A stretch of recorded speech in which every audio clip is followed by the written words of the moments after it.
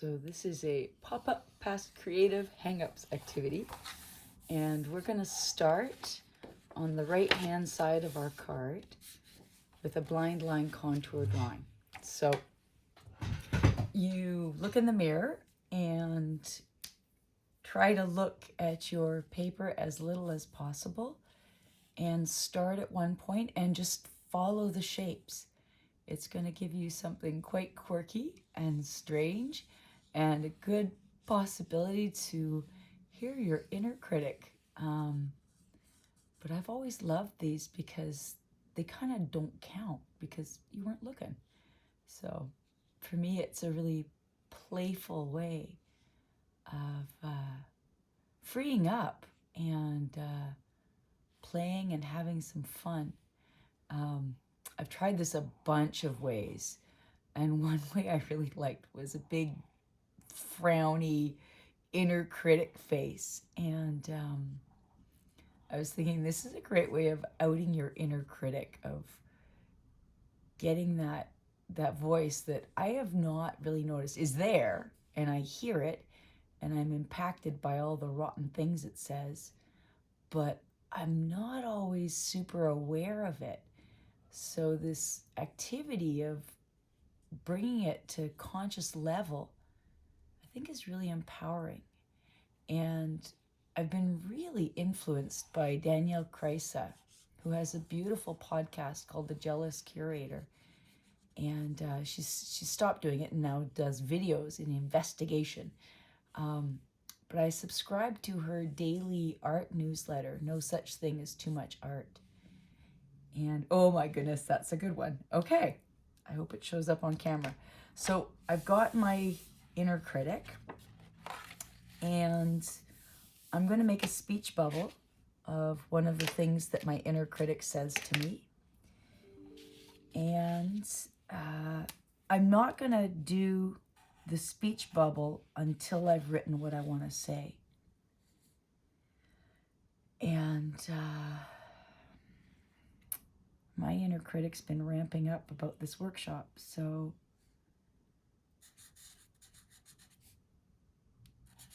you are so unprepared.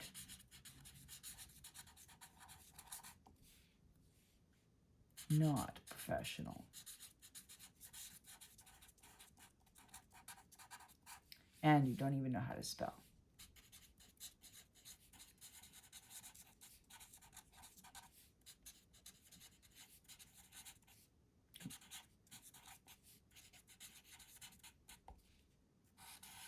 All right. I could also add in some snide, call yourself an expert. After this, we're going to do the Kristen Neff meditation. And I really love it because we often flee pain. And this is leaning into what pains us with tenderness. So we're going to have our little support system. And it's going to line up with this big flap at the top. So your support, one goes forward, the other comes back. So you want to identify which are the outside sides. So for me, mentors have really made a difference. Mentors who model acceptance. And so that's the outside. This side's going to show. So I really like playfulness and jokes. That's something that really gives me joy. This is going to be my other outside. So, art friends.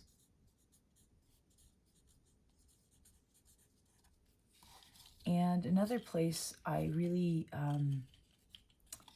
I find a lot of support is the Musée des Beaux-Arts.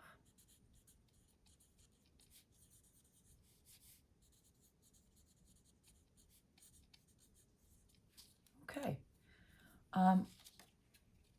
Finally,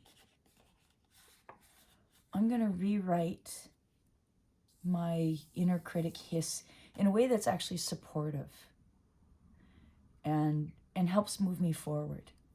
So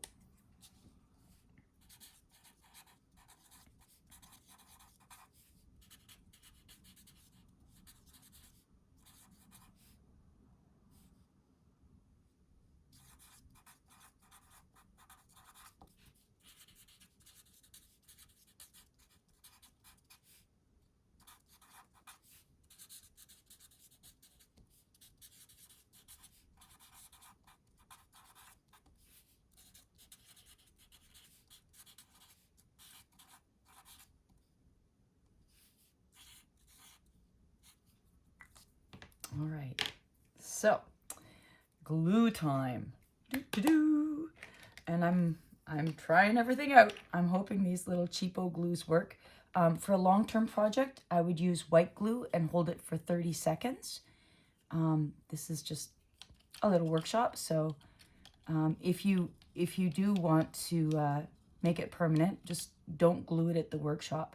Now, I really, shoot, I was silly.